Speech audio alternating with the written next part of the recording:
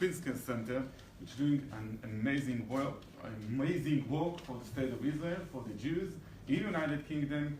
And Jonathan, thank you again for the team who's been with us in the last 2 days, as you have explained. I want to tell you a little bit about what I'm doing in my department of Likud. I was advocating for Israel for so many years, and in 2014 I was called by the Prime Minister Netanyahu to create a new department inside the party. Now I was thinking how to promote the State of Israel in a very creative way, and I've discovered the center-right parties all around the world, and the Conservative Party of Britain. Now, I'm telling you that, and I'm emphasizing that because you know exactly what's happened here with Corbyn and all the rest, and I want to emphasize the help of the Conservative Party in those circumstances. There are a lot of organizations all around the world which belong to the center-right spectrum, as we call it. Now, it was a good opportunity to promote the State of Israel via those organizations. For instance, in the European Parliament, you no longer vote to the European Parliament, but there is a party named ACER. ACER, headed by Dan Hannan, I don't know if you know him, MEP, which helped us a lot to join to be a regional member, and it allows us to create a lot of activity inside the European Parliament. Now, in the past, the European Parliament was very biased against the State of Israel. We had the opportunity to come almost on a monthly basis to help to the State of Israel. Then we have the International Democrat Union. This is the biggest center-right umbrella organization of the parties. Now, it is very important because a lot of leaders, such as Sebastian Kurz in Austria, they belong to this kind of organizations, and it helped us a lot in order to promote the State of Israel. It's helping us a lot in a sense that if you want to promote resolutions, pro-Israeli resolutions, it is great.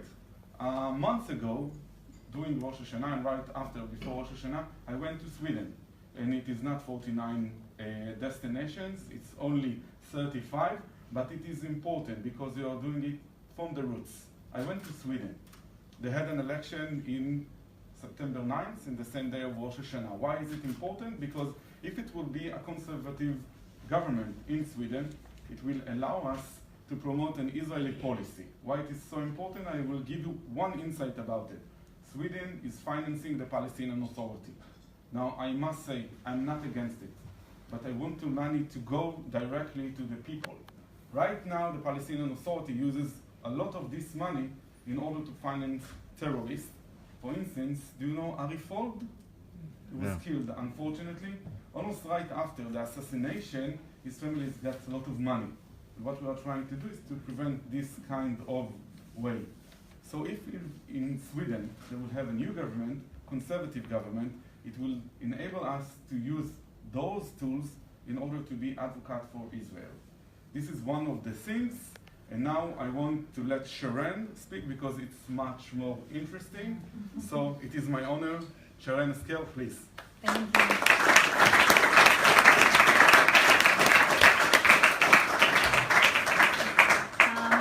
Thank you very much. It's a great pleasure to be here tonight and to be hosted. Rabbi, thank you so much for inviting us and organizing this event in this beautiful synagogue. Thank you, Vlad, for moderating and for all of your help as well, including this morning and all of the work that you do for Israel.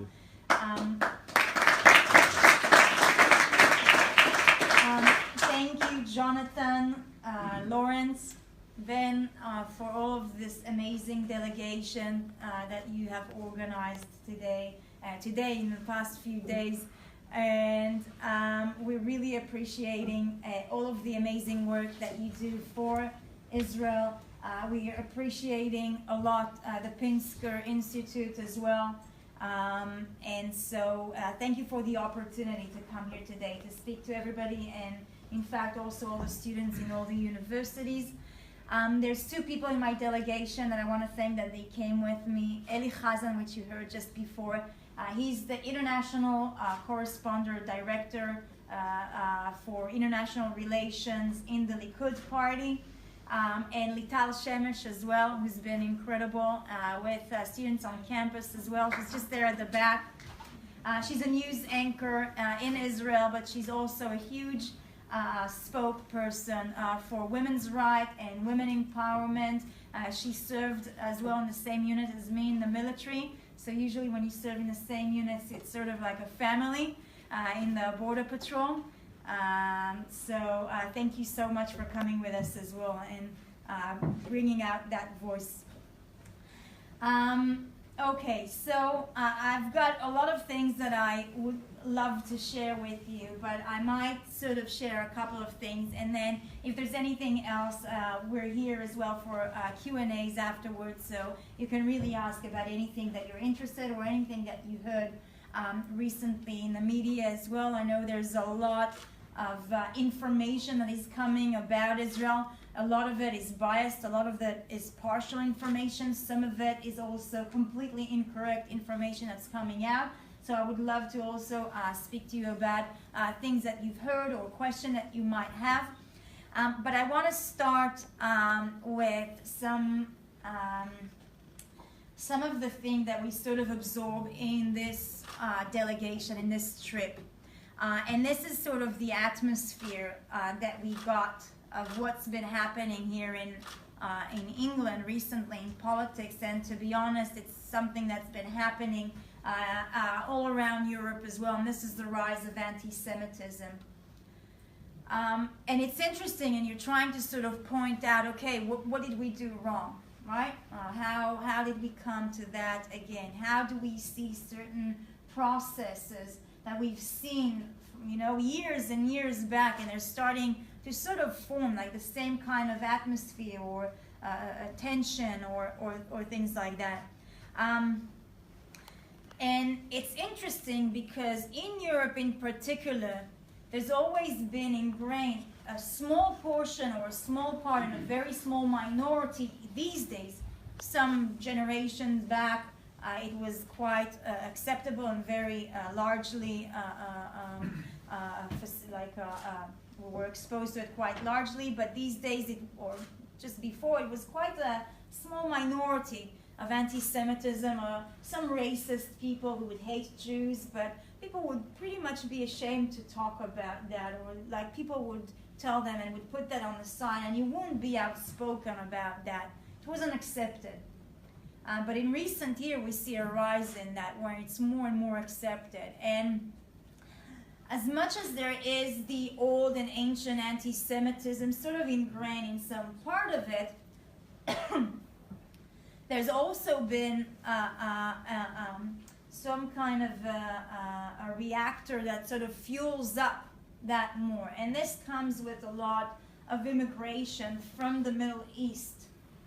And this immigration that comes from the Middle East is an immigration that comes from many countries where it's quite accepted and sort of a norm or something normal to hate Jews or to speak badly about Jews and to be racist towards Jews.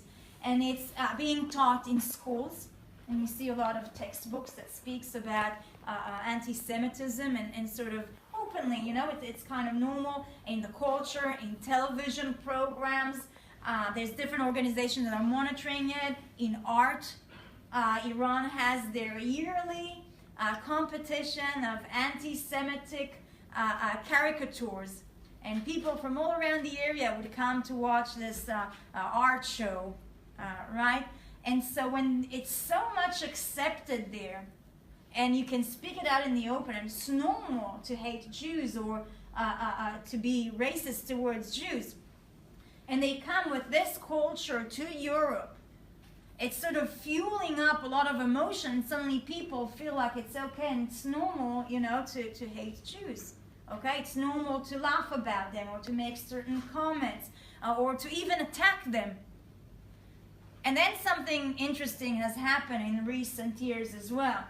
You know, people are saying, oh, we're not anti-Semites, we just disagree with Israel. We just hate Israel, right? Israel, and this is what Jeremy Corbyn is sort of his ideology and his sort of way of thinking. He doesn't understand that the things that he say and the belief that he has, where he's not ashamed of saying that, is actually racist, is actually anti-Semite.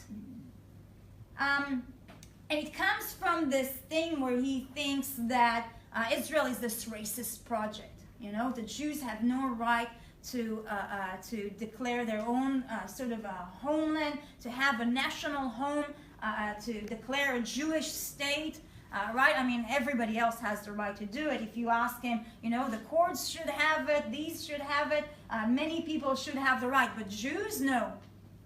Jews has no right to self-determination. Jews have no right to build a homeland or to have a Jewish state in Israel.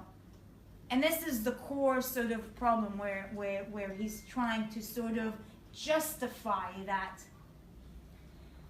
And in many cases throughout history, we see, you know, history is it's a funny thing. It's a funny thing how it repeats itself.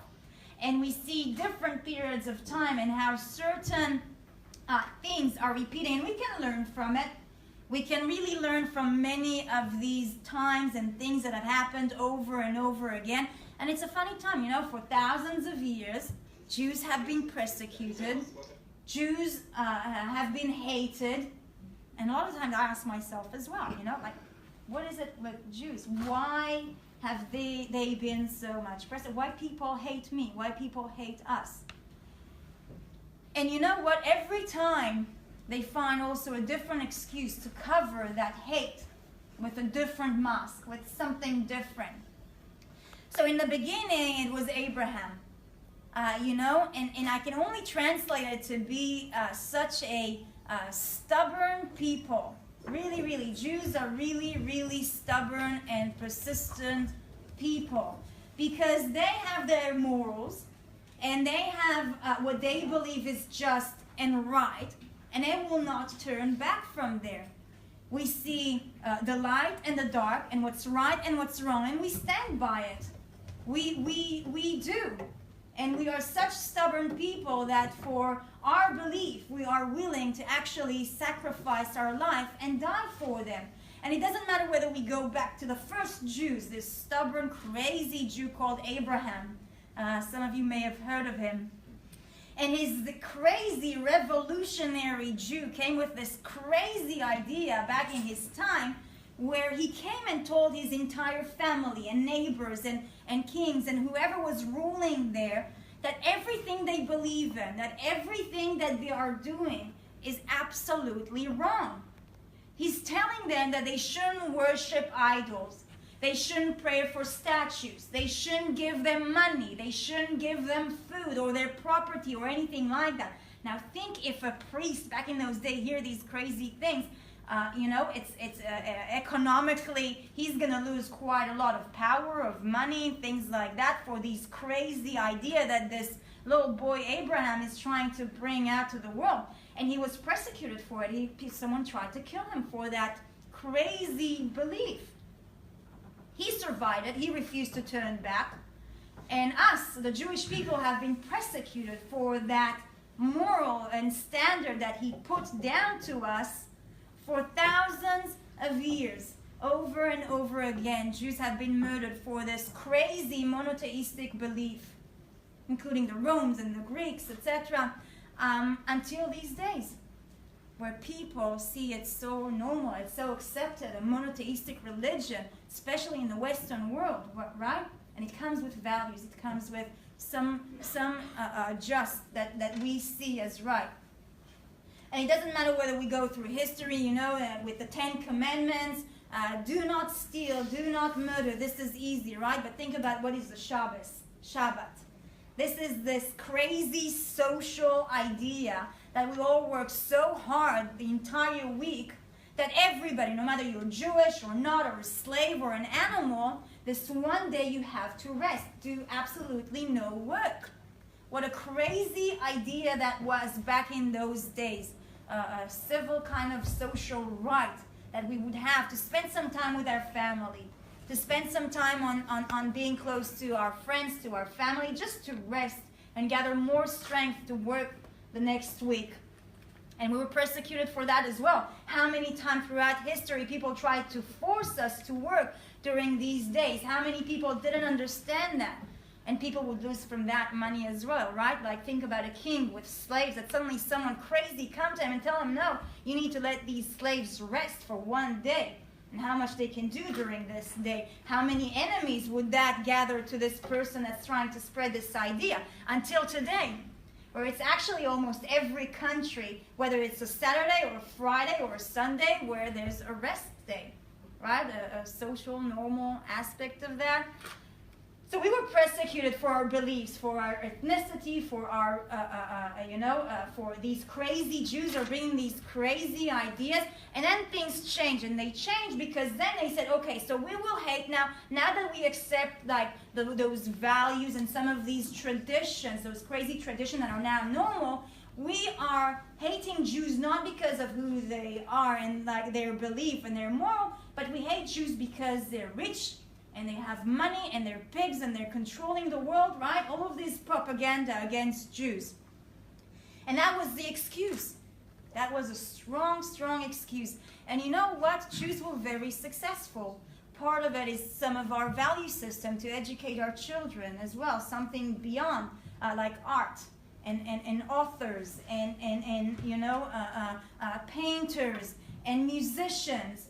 And with a lot of and scientists that are extremely successful, and yes, many of the Jewish people were very successful, and they had some crazy ideas as well.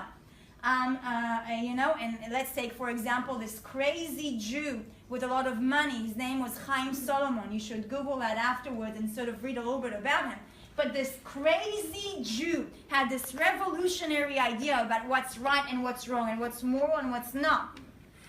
And he had a lot of money, and he decided to fund this crazy idea called the American Revolution that sort of believed that human beings should have right and liberties and democracies and all of these freedom and all of these crazy ideas. And he funded it, and he actually convinced a lot of his friends to fund that as well. And he didn't even ask a dime back. And it's part of the moral system and what we believe in. When we see something that we believe is just and right, we fight for it, and we will not turn back. And so today it's not cool, it's not okay to sort of call, oh really? Okay. No, I saw the. And so today it's not really cool and not good, to call Jews like rich and pigs and controlling the world. Some do, but in the modern world. So they found a new excuse, and the new excuse is called Israel. This is the new excuse. And they portray Israel as this racist project, and we need to defend, and we need to protect, and we need to go against Israel and fight this crazy revolutionary idea again, right? Again, it's history repeating itself. This crazy revolutionary idea that Jews have the right to self-determination, that they have the right to protect themselves. An even more crazy idea to bring their value system into the Middle East. The value system of liberties, of democracy, of freedom of speech, of freedom of religion, to bring that to a tough neighborhood. And that's why we're hated for as well. How dare these Jews bring those values to our region? Maybe their citizens are going to learn something bad from these Jews. And yes, they can lose a lot. They can lose money. They can lose power from their countries, and they're afraid of it. And that's one of the reasons why they hate us so much in our region. And it's fueling up also from the Middle East, bringing gas to this anti-Semitism, and they're using Israel as an excuse to hate Jews.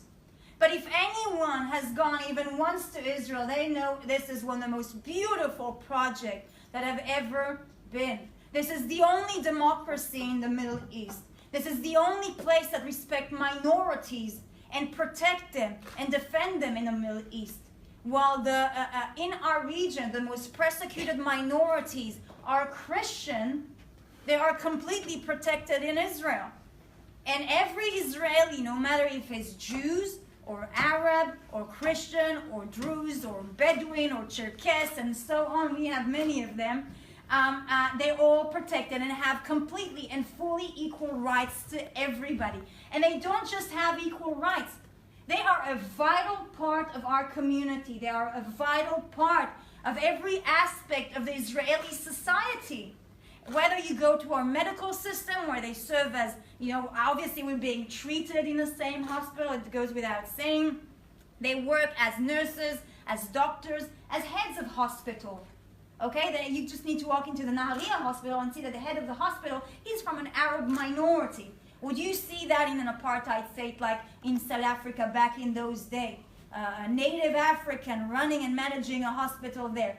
Absolutely not. And whether you go to our education system and university where we study together and there are lecturers and heads of schools there in university, or whether you go to our judicial system, which is so important. Obviously they're being treated and trialed in the same courts by the same laws as any other Jew, but they're also serving there as lawyers, as judges. In the High Supreme Court of Israel, we have only 11 judges. That's it. That's all the High Supreme Court judges that we've got. 2 of these judges are from an Arab minority. 2. Now try and think of a High Supreme Court judge in Lebanon from a Jewish minority. Maybe in Syria, maybe in Egypt, or Iraq, or Iran, or in the Palestinian Authority. Never. But they dare to call us a racist country, right? And that goes on to our parliament system where they have their own party called the Arab List. They are holding 12 seats, is it? 13. 13 seats. 13 seats out of 120 members in total. Both houses, everything is 120 members. 13 seats are from a party called the Arab List. And they're not just represented there, right? In the Likud party, we have also a seat for Druze. In the Labour Party, there's one parliament member who's a Muslim. In Meretz party, in Israel's Our Home. So they're actually represented in more parties as well. Don't forget that. So there's more members than just the Arab List's member.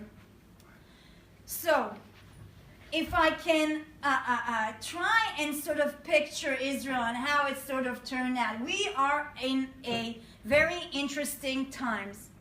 We're in interesting times because this is a time where history is repeating itself. And we see the rise of anti-Semitism, not just here, through the Labour Party and through Jeremy Corbyn, but from all around Europe. And they are using Israel as an excuse to hate Jews. And as we were taught, as Jews, you go and you do something about it.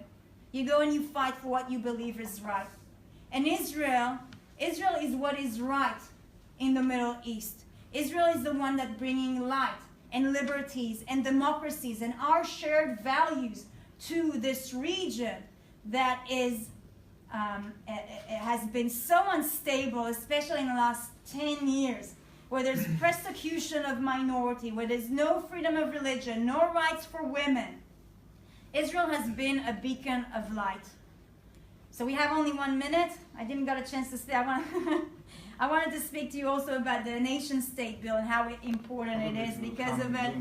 Maybe during the question, a little bit about UNRWA. I know there's been a lot of questions about UNRWA and things like that. So we'll be here for questions. So if there's anything in particular you guys are interested, economy, UNRWA, nation-state bill, Palestinian, anything that comes up, really feel free and really feel like you can ask about anything. Thank you very much. Thanks a lot.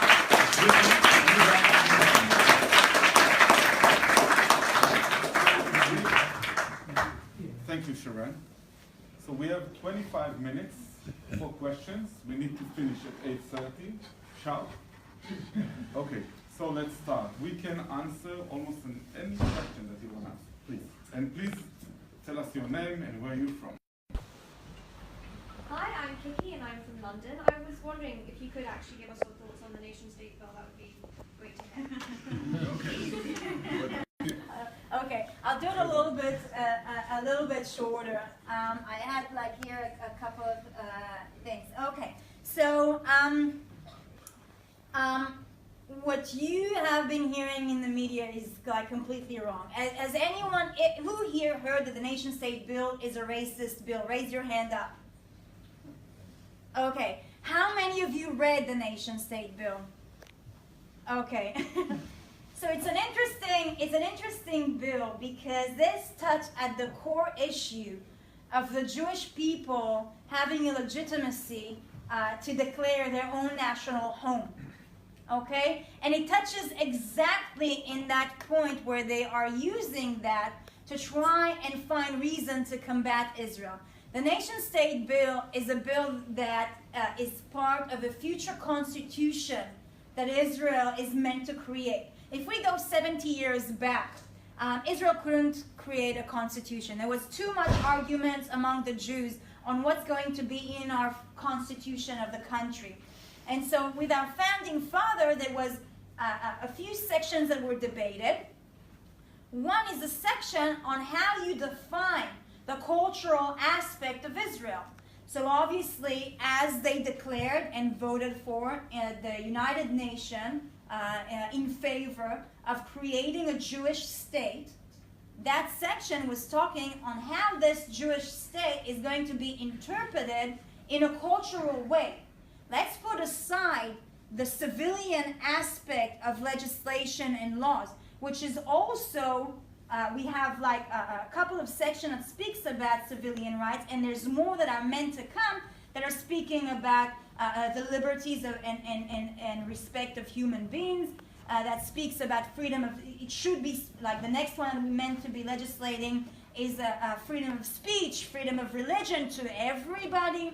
But this one section in the future constitution is meant to be the national state bill, which speak about only the cultural aspect of the Jewish state. Now, everybody voted in favor that the Jewish state is going to be created. We need to have the opportunity to define ourselves as well. This is our homeland. After years and years that we've been fighting, that we've been persecuted, we had the opportunity to build a national home. And so the national state bill is basically, there's one section that says we are declaring the Jewish state of Israel. And then it goes and it defines it in the cultural aspect by the anthem and the symbols of the country and how the flag is going to look like and all of these aspects of it, the language. And yes, the nation-state bill has a lot of Jewish motives in it, obviously, as any other country that's trying to define its cultural aspect. And you need to look here in England as well. I mean, you've got a flag, right? And on your flag, you have a cross. A cross relates to a Christian symbol. And this Christian symbol that is on your flag, on one of your national, basically, symbol, doesn't mean that your the Jewish English community or the Muslim English community doesn't have complete and equal civil rights. But yeah, it's not portrayed in your flag. If you want an equal flag, like people are saying, oh, Israel should be equal, right? It means that you're going to have to add to the British flag a Jewish symbol and a Muslim symbol as well. Okay, and that goes on to many flags. More than 40 states that have religious symbols on their flag. Norway's got a cross, Switzerland has a cross, and many more countries that have a Christian symbol on their flag. But it doesn't mean that this country is not treating equally all of its citizens. And then you go on also to different constitutions that describe a certain religion or a certain aspect of it, including like Italy, who's Catholic. It declares that as a national religion, or in Greece as well, and in many more countries that describe the aspect of the the cultural aspect of it. And you know, it's very unjust. Every time you hold Israel to a completely different standard than all other countries, not just Middle Eastern countries, but also democratic in Europe, when they will go and change their flags and their anthems and their constitution that will include all of the religion and all of symbols from everywhere, then they'll be able to come to us and tell us that we have no right to culturally define Israel in Jewish symbols. And it's interesting because Judaism is very unique in a sense that it's not just a religion. And excuse me, Rabbi, for saying that. Even people who don't believe in God will consider themselves Jews because of an ethnical aspect of it. It means that Judaism is not just a religion, but it's also an ethnicity through our culture, through our history, through tradition, not just a religious aspect for that. And that makes it also a little bit different. And that was the main debate 70 years ago between our founding fathers. So David Ben-Gurion, he was from the left, okay? And it was interesting, and one of the reasons why he couldn't come with the Constitution and had to postpone it, and we had to do it in a few stages, is because there was a true argument about what's going to be the nation-state bill. And the ultra-Orthodox were really pushing to have a religious definition of a Jew. And David Ben-Gurion would not accept that. He wanted a Zionistic, an ethnic, a cultural Jewish aspect of the nation-state bill. And that was the argument, and that's why they could not vote on this section or even to come into an agreement with a constitution. If David Ben-Gurion would have this proposed nation-state bill, he would have signed it in a second. It has no religious aspect to it, but only a cultural, ethnical, and historic Jewish aspect to it. So this is the truth behind the nation-state bill, and I think maybe Eli has something to add. Yes, I want to elaborate a little bit more. In 1992, our government promoted two basic laws. We don't have a constitution. The one is human's dignity, which is very important. The second is freedom of occupation, not in the territories, but as a profession. Those two basic laws, I know, because usually I'm almost automatically being asked occupation. Anyhow, in 1995, Aaron Barak, which is a leftist, he became the president of the Supreme Court of Israel. And he decided to change the notion of the state completely. And then we said, wait a second. The Jewish state was established in two pillars, democratic and Jewish. And what Aaron Barak, what he did, he just took it more and more and more to the democracy. Now we are democratic, it doesn't matter anymore, but we want to bring back Judaism. Now I'm asking the further question. For instance, in Denmark, have you read the Danish constitution? The Second Amendment, what does it say? That Denmark is a Lutheran state. I never heard anyone who is trying to challenge Denmark. Sharren was speaking about Italy, Greece. Let's speak about the neighbors of Israel. Saudi Arabia, for instance. If you look at the flag of Saudi Arabia, Arabic, nice. Yeah.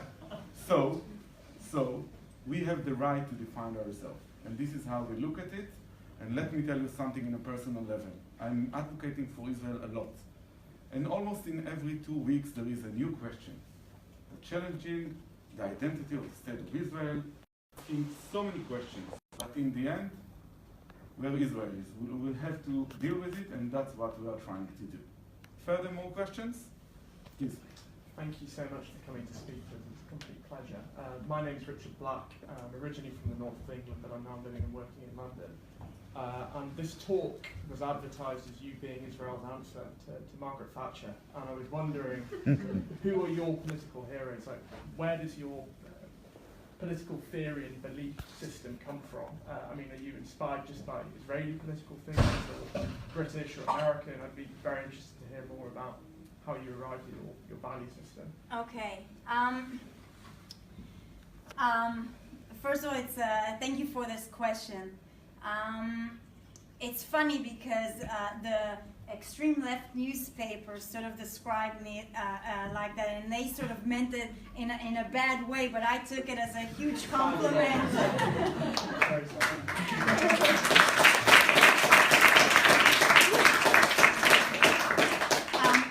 And it is mainly because of all of my economical policies, legislation, votes that I've been voted as the most liberal person that promotes the most free market, freedom of civilian liberties and things like that. So I'm very proud of it, and this is why I came into politics as well. To be honest, my biggest hero is my grandmother. And it's a funny thing because through my family, I sort of learned almost everything that I believe in politics.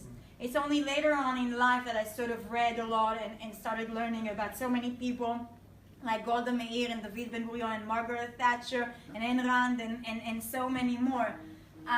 But it starts from home, from seeing the difficulties of my grandma being such a strong and incredible woman who taught me almost everything in my life and basically raised me. And from my father, who started in a very difficult situation where he had to start working at the age of 14 years old to subsidize, like to finance my grandmother and his brothers and sisters so that they can continue to study. And how hard I saw him working, and this is the same thing that I learned and did as well.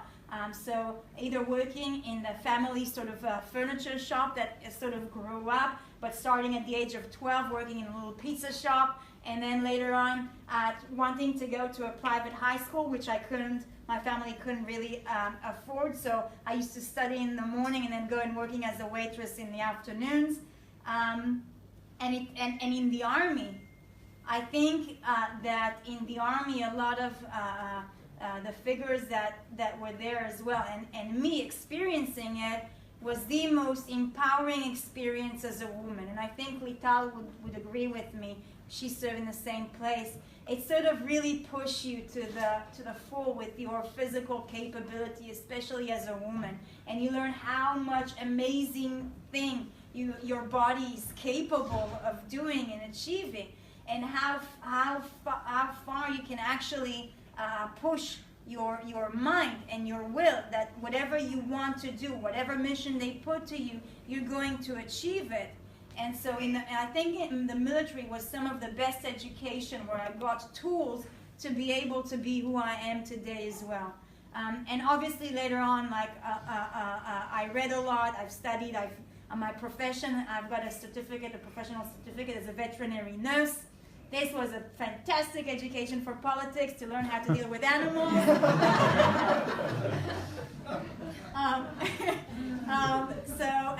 And then I also did at the Open University a degree in International Relations and Foreign Affairs, and through there I learned a lot about history and about many leaders that I loved. Okay, you can choose. Last question? Or? Sure, one more. Yeah, okay. And quick. Yes. Hi there. I'm Siri. I'm from the United States. Could you elaborate a bit more about the cause and effect relationship between the rise in immigration from the Middle East and the rise of anti-Semitism? Elaborate a little bit more about it. I think that you would probably know much more than what I would. I'm reading about it.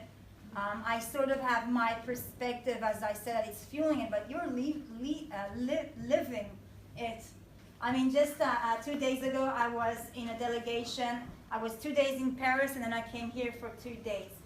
And in the delegation, we were 3 parliament members and 1 head of the Jewish agency. One of the people that were in the group had a kippah, a yarmulke. And we were walking on in a tough neighborhoods. I know Paris quite well. My family's from Sarcelles-Saint-Brice, which is a very, very tough neighborhood. It was in the middle of Paris, Champs-Élysées, like the main sort of like road. And we were walking there, and as we were walking, someone that comes from the other side noticed the kippah on one's head, and immediately turned and come really, really close, about to attack. And he would have attacked unless our security guard, where actually, Ran, thank you so much also for defending us here. I forgot to mention you. But without a very prompt and aggressive reaction of the security guard yelling at him, and sort of this person sort of died, no worries, he would have attacked him for the sole reason that he had a kippah on his head. And it's an interesting thing that we're still sort of learning about. And obviously, the way they're educated there is something quite worrying. I do a lot of work on UNRWA as well. UNRWA is the Palestinian Refugee Organization. It's different than UNHCR, which is one for all of the immigration from all around the world. But there's one specific one for Palestinians.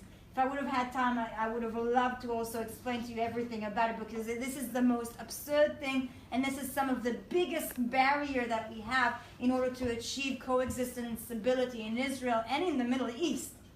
And And it's funny because we just pulled out a report now about their education system, and you just open the books and you can see anti-Semitism, calling it not Jews but the Zionist entity.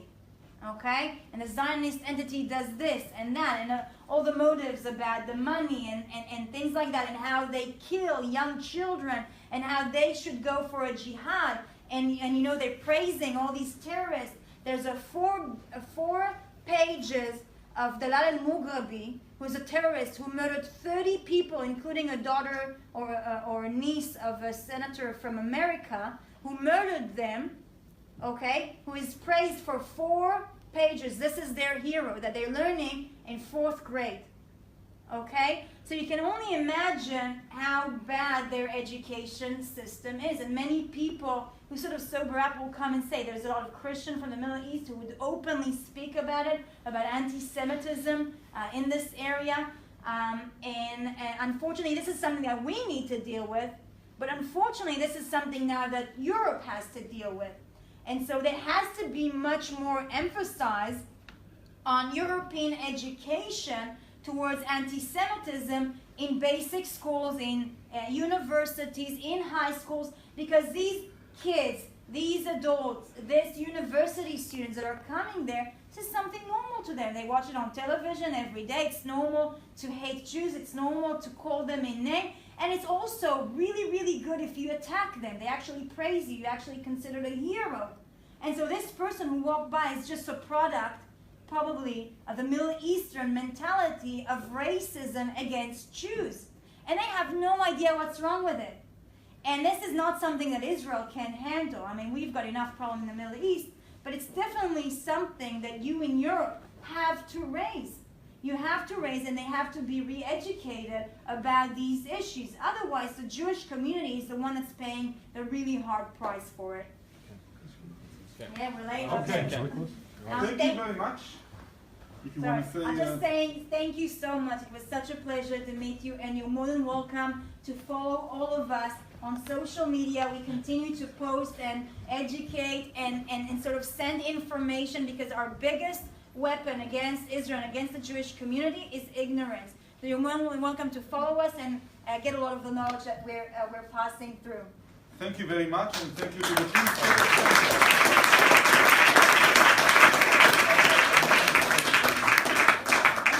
Come to Israel. It's very definitely come to Israel, but it's very clear that with every generation the challenges change, because time does not stand still, and it's important to inject new energy into leadership. I think if you were devising a perfect leader for today's challenges, you probably want her to be fearless, articulate, charming, funny, and very clearly determined. Sharren, we thank you for your time. I think as nobody gets elected knowing what's ahead. What's important is the values the person has, inherited from one's grandmother, and the process that they go through, and perhaps the ability to handle animals. It looks like you have the full package. Thank you, and we wish you luck. Thank you so much. Two other quick things. November 8th, we're hosting another great Israeli female leader, Ayelet Shaked, the Justice Minister. She is spectacular, so you're all very welcome. And more prosaically, if you are at all self-respecting students, you will not leave a free bar behind. So, please.